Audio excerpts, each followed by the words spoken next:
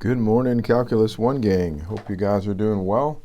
I am sitting in my office sipping on my decaf coffee and have had a wonderful morning so far. So I thought we would begin chapter 4 together. One of the things you'll notice right away in chapter 4 is that I don't follow the sections in the book exactly. I scramble it up a little bit and combine a few things and jump around a little bit. So to help you navigate that, you'll want to carefully follow your homework list where I've listed out each homework. So for example, today we're going to cover the material for homework 19, which is over sections 4.1 and 4.3, and you can follow along easily with that one. I will note that you should pay attention to the updated homework list that I'm putting on Microsoft Teams because that sheet has due dates on it, which the old one did not, right? It just had a blank. And also, occasionally, I'll drop a problem or two. So, for example, on this homework, I'm going to drop number 5 from 4.1. Yes, you can thank me in person this fall if you want to. But anyway, so let's get started this morning. So we're going to be working with functions. F, whoops, whoa. There we go. F is going to be a function, and I is going to be an interval that is inside the domain of F. Typically, we're going to think about I as an open interval. I didn't write that, but that's how I'm generally going to think about it. I wanted to review a definition with you that you've seen before in your previous classes, but we need it here, and so I thought I'd write it down precisely. So we say F is increasing on an interval I, open interval I, if whenever x1 is less than x2, then f of x1 is less than f of x2. So when you plug in the bigger x value, then f of the bigger x value is bigger than f of the smaller x value. Practically speaking, what does this mean? It means when you look at your graph and you move x from left to right, f of x is going to climb. Your graph is climbing left to right. That's all it means. So really not that bad graphically at all. So a similar notion, f is decreasing on I if whenever x1 is less than x2. That doesn't change, right? This is the order of your x points, but when you plug them into f, f actually reverses the order. Now the smaller x value is mapped higher than the larger x value. And so what that means practically is f is dropping as you move left to right. So the graph is doing something like that. So a quick example to help us see this. It's really not difficult to see that f is increasing on the interval, the open interval 0 to infinity. You can see that just by looking at the graph, and starting from here, I'm climbing as I move left to right. And on a similar note, you can see graphically that f is decreasing on minus infinity to 0. Now, at the risk of spending too much time on this, I can't help but mention a small issue that comes up. And this may surprise you, but I've mentioned it before. Mathematics isn't quite as black and white, cut and dry as you've been led to believe. The way that I've chosen to write this is I did not include 0 as my endpoint. I left it open. However, there are many other people who would have included 0. They would have said closed bracket 0 to infinity and minus infinity to close bracket 0. They would have said that you're both increasing and decreasing at 0. And that works. There's nothing wrong with doing it that way. There's actually advantages to sort of including 0. There's also advantages to leaving it off like I'm doing. So I wanted to mention that to you, and I'm going to go ahead and tell you why I don't include it, just so that you are aware. But the main takeaway for you is simply this. When we talk about increasing and decreasing, we're going to use open brackets as a class. We agree to do that. We don't have to do that. That's just how we're going to choose to pursue this together. So real quick, what does it mean to be increasing, let's say, at a particular point? So let me show you. What does it mean to be increasing at this particular x value? What it means is there needs to be a little open interval around you where you're increasing on that interval. And you can see around this point, f is increasing on that interval. If I start here, f is increasing on this interval. And yeah, you could have picked a larger interval. The point is there's at least one little interval around you where the function is increasing on that interval. And so that might help us see why at least I've chosen not to include 0. When I go over here to 0 and I make a little open interval around 0, then I don't care how small you make it. You can make it really tiny. F is not going to be increasing on both sides of 0. It's always going to be decreasing on this side and increasing on that side. And so for that reason, I chose to not include endpoints. I'm going to use just open intervals when I'm talking about increasing and decreasing. The bottom line is that's good news for you. That's a little bit easier to keep track of. So, all right, so as I've already written on the slides, hopefully it's not too boring seeing ahead here. Our goal is to be able to see increasing and decreasing using the derivative, actually. So far we've taken gobs and gobs of derivatives. We've learned all kind of formulas. You guys have done great. You've been troopers.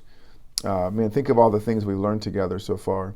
But we've never actually stopped and asked ourselves, what is the derivative really telling us? We've said it's a rate of change, blah, blah, blah, blah, but what does it really mean graphically? And so that's what we're going to be exploring in this section, is what information can you extract from the derivative? So I want to be able to, first off, see increasing and decreasing from the derivative. And so I'm going to introduce to you what's called the increasing and decreasing test, very aptly named. So I'm going to assume that my function is differentiable. Otherwise, it's kind of hard to take derivatives. And I'm going to, whoops, there's a typo here. And this should be an interval in the domain of f, same as before. I actually should be open. I'm going to add that here, open interval in the domain of f. So part 1 of the increasing decreasing test says, look, f is increasing on your open interval I if f prime of x, the derivative, is positive for all x in I. Okay? And then second, f is decreasing on your interval. You can guess the statement if the first derivative is negative for all x in I.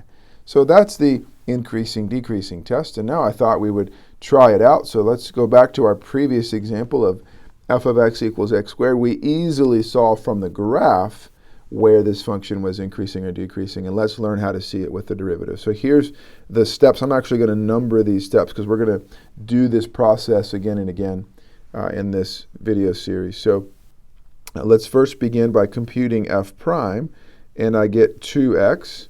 Step 2 is I want to solve f prime of x equals 0, and I just get x equals 0. Okay? So far so good, right? Step 3, I'm going to make a number line for f prime. I'm going to put all the zeros, so any solutions that I would have got to this equation, I'm going to write them down on my number line. And then I'm going to realize, look, the places where the first derivative is either undefined or 0, those should all go here. And that's the only places that the function can change sign. So in other words, this function from 0 onward is either always positive or always negative. Why is that?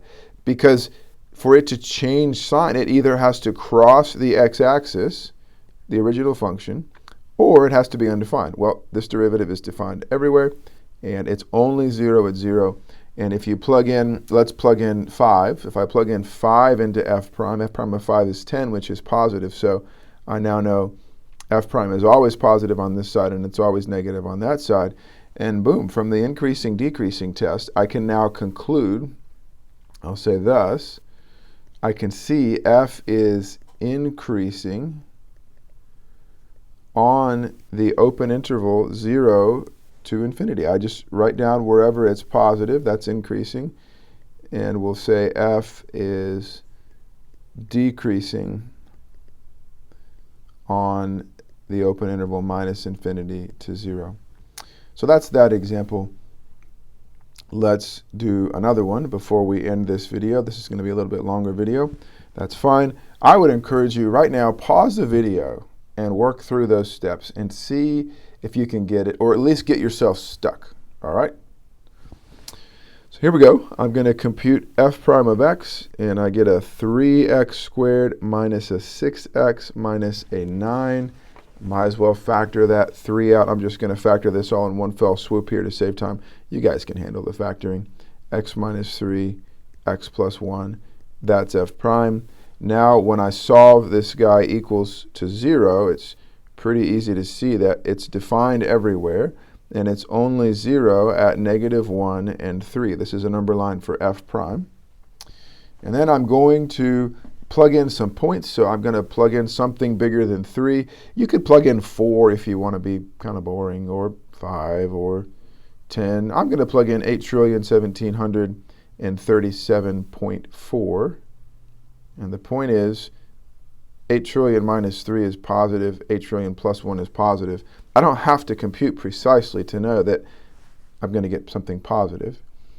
And now we come to the point in this video where there are 2 ways of doing this, and I want to make sure that everybody has one way that works for them. Here's what you can always do. You can always, if you want, plug in a point from each interval. So here, the obvious point to plug in would be 0. You're going to plug it in. 0 minus 3 is negative. 0 plus 1 is positive. A negative times a positive is negative. I'm going to write it down below because I'm going to do it differently. And then I'm going to plug in minus 4, and I'm going to get positive again when I do that. So you can always plug in points into every interval and work this out. However, if you remember the concept of multiplicity from your previous classes, some of you do, then that really comes into the game here and is very, very quick and easy. So let me show you how that works. So multiplicity is an adjective that describes, oops, that's not the button that I wanted, that describes zeros. So when I talk about multiplicity, it describes the zeros of a function. So the way it works is, the multiplicity of 3 is the number of times that this factor x minus 3 shows up. And you can see the power here is actually just 1, so it shows up 1 time. So the multiplicity of 3 is 1. And the multiplicity of minus 1 is also 1. Does that make sense? I'm not going to leave those 1s written there, but I wanted you to see where they come from. Let's erase them now because they're bothering me. Okay, here's the takeaway. Zeros with odd multiplicity have different signs on either side of them. Zeros with even multiplicity have the same sign on either side. So you still have to plug in one point in one of these intervals. I plugged in this one.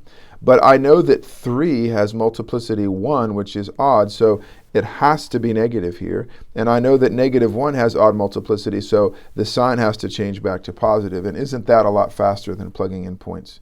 However, if you don't like multiplicity, if it's been a long time, you can just plug in points. It's not a big deal. If you would like to learn multiplicity and I went a little too fast for you, pause the video, Google it. There's lots of great help out there.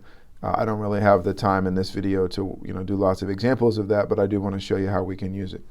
The point is, once you've got the number line for f prime, you now can answer the question. So you can say f is increasing on, let's see, minus infinity to minus 1. Some people typically don't write union for increasing. They would say minus infinity to minus 1 and 3 to infinity. It doesn't matter. You can do either one. I'll just say and here, whatever. Okay, so that's that. And then we want to say f is decreasing on minus 1 to 3. And I'll stop this video and we'll pick it